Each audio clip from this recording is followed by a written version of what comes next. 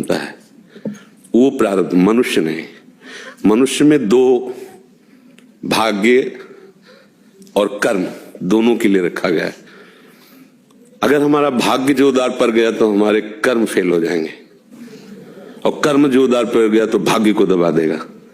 ये फाइनल का मनुष्य जन्म है।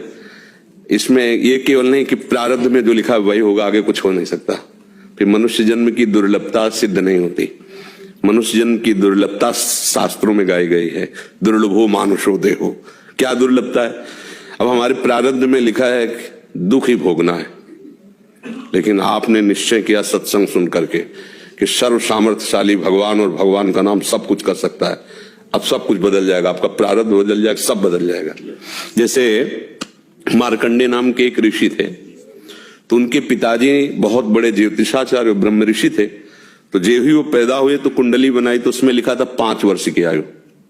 बड़े चिंतित हुए, क्योंकि बड़ी तपस्या के बाद ऐसा पुत्र हुआ और 5 वर्ष जिएगा। प्रारब्ध 5 वर्ष का था। तो उनका मनुष्य जन्म केवल प्रारब्ध के अधीन नहीं है, उपाय के भी अधीन है। कर्म का मतलब उपाय भी करें हम उसका।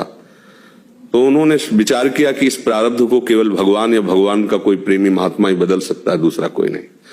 तो जैसे जैसे वो सयाने होते गए, एक एक दिन वो नोट करते, पिता है जब थोड़ा सा 3-4 के बीच की अवस्था है, तो उनका बेटा मेरी एक बात माना करो, ये गंगा के किनारे जितने भी कोई ऋषि महात्मा संत दिखा, सबको साष्टांग प्रणाम करो। अब वो बालक थे, अब संतों को प्रणाम करने की उन्होंने, क्योंकि जानते थे कि संतों की कृपा दृष्टि पड़ जाए तो प्रारब्ध का नाश हो सकता है। अब गुप्त रूप से सनक सनंदन सनातन सनत कुमार भी विचरण ही करते रहते, तो मार्कंडी जी सबको प्रणाम करते थे। तो सब करुणा भरी, भगवान तुम पर दया करें। बच्चा जैसे कोई आप सब प्रणाम करो तो उतना हृदय नहीं, लेकिन अगर छोटा बच्चा तो एकदम उसकी तरफ दृष्टि जाएगी, राधा राधा राधा राधा। एक छोटा बच्चा है, प्रणाम कर रहा है 3-3.5 वर्ष का, तो वो सब संत, और वो चुपचाप बैठ करके देखा करते थे उनके पिता कि किसी ऐसे महापुरुष का आगमन हो जो सृष्टि पर शासन करने की सामर्थ्य रखता हो, तभी प्रारब्ध बदल सकता है। छोटी मोटी तपस्या वाले से प्रारब्ध थोड़ी बढ़ता है। उन्होंने देखा ये चारों तो कुमार हैं, सनक सनंदन सनातन सनत कुमार, जो साष्टांग किया तो वो एकदम, वो भी 5 वर्ष की अवस्था में रहते हर समय। उन्होंने कहा चिरंजीवी भव।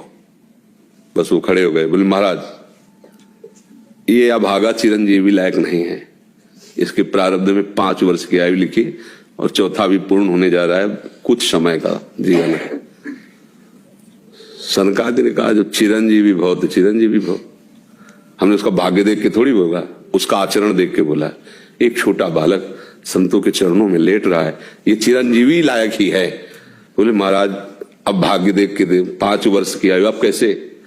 तो उनका हम वो तिथि वो तारीख तुम निकालना, और उस तारीख को हम भी आएंगे। भगवान शंकर के मंदिर में भगवान शंकर के लिंग को ऐसे गले लगवा के बैठालना, हम भी वहीं रहेंगे, देखते हैं कैसे मृत्यु ले जाएगी इस बालक को। ऐसा ही हुआ। अब संतों के बताए हुए मार्ग पर चलने वाले का मंगल ही होता है। तो वैसे चारों कुमार वहां विराजमान गुप्त रूप से, धर्मराज पधारी, यमराज के रूप में नहीं, धर्मराज के रूप में। क्योंकि पर वो ये दृश्य देखकर घबरा गए, और मृत्यु के भी, काल के भी महाकाल भगवान शंकर हैं। उनका स्मरण किया कि भगवान आपके ही विधान का हम पालन करते हैं, जो आप आज्ञा करते हैं। 5 वर्ष की आयु आज खत्म होने जा रही है, समय पूरा हो गया, पर मेरी ताकत नहीं कि आपसे छीन कर मैं ले जाऊं आपको गले लगाए हुए ऐसे। तो प्रभु आप प्रकट होइए और बताइए कि हम आपके कानून का आप कैसे पालन करें। अगर हम अभद्रता करते हैं तो आपकी मर्यादा जाती है, और अगर मैं अपने आपके कानून का पालन नहीं करते तो धर्म का नाश होता है। तो भगवान शंकर प्रकट हुए और उन्होंने कहा कि तुम्हें कोई परेशानी की बात नहीं, 5 वर्ष की आयु ना, मेरी आयु के 5 वर्ष इसको जोड़ लीजिए। भगवान के लिए कहा मेरे हिसाब से। भगवान को जानते, जब यहाँ का पूरी सृष्टि का विनाश होता है ना, तो इतना होता है, निमेष इतने के, जैसे भागवत में आता है ब्रह्मलोक में एक कमल की पंखुड़ी ऐसे छेदी गई, तो मृत्युलोक का 1 वर्ष और वहां का इतना समय। तो भगवान का निमेष और ब्रह्मा की पूरी की आयु व्यतीत हो गई। आज भी अविनाशी हैं मार्कंडे ऋषि, आज भी विराजमान है। क्या हुआ? क्रियमाण ने जोर कर दिया, प्रारब्ध का नाश हो गया। जो प्रारब्ध 5 वर्ष का था वो अविनाशी हो गया, वो अमोघ हो गया। तो हम केवल पशुवत प्रारब्ध भोगने नहीं आए हैं, हम नए प्रारब्ध की रचना भी करने आए हैं। अब वो जो आध्यात्मिक शक्ति से युक्त नहीं है, केवल वो लौकिक बल से चाहेगा तो प्रारब्ध मिटिया मेट कर देगा, और आध्यात्मिक शक्ति प्रारब्ध को मिटिया मेट कर देगा। ये रहस्य है। जो भगवान का आश्रय लेकर भाव्यु मेट सके त्रिपुरारी, भगवान का आश्रय ले लो तो जो कुअंक भाल के हैं वो मिट जाएंगे। हमारा प्रारब्ध इतना जोर, जैसे प्रारब्ध है किडनी फेल, ये पूर्व प्रारब्ध है। मां के गर्भ से इस रोग की रचना हुई, जान तो पाए 35 वर्ष की अवस्था में, 20 वर्ष बाबा जी बनने के बाद। अब मांगते खाते अपने भजन मार्ग में चलते रहे, अब किडनी खराब हो गई। अब क्या, ये तो सब रुपए का खेल, इसमें ये तो इसमें धन चाहिए, हमारे पास कुछ नहीं है। अब हम जिनके आश्रित थे उन्होंने खेल बदला, ये सब व्यवस्था कर दी। ये हमारे प्रारब्ध में नहीं था, प्रारब्ध में तो दुर्गति थी, दोनों किडनी फेल है, लेकिन आश्रय जिनका लिए उन्होंने चैप्टर बदल दिया। अब देखो किडनी खराब, 2 बजे से दिनचर्या चल रही, 2 बजे रात से। ये किडनी वाले पेशेंट की दिनचर्या होती है क्या 2 बजे रात से? तो ये है इनके चरणों का बल, और ये हमारा बल। हमारे बुरे कर्मों का फल हमको मिल रहा है और उनके आश्रित है, तो ऐसे हमारा जीवन कट रहा है, ऐसे गोद में लिए काट रहे हैं। तो हम केवल प्रारब्ध के ही अधीन नहीं, हम कोई पशु नहीं है, मनुष्य जन्म में मिला है। हम नया कर्म करें ऐसा कि हमारे प्रारब्ध, बुरे प्रारब्ध का नाश हो जाए। हम ऐसे भगवान का आश्रय लेकर भजन करें कि हमारा, अच्छा भगवान सब कुछ है।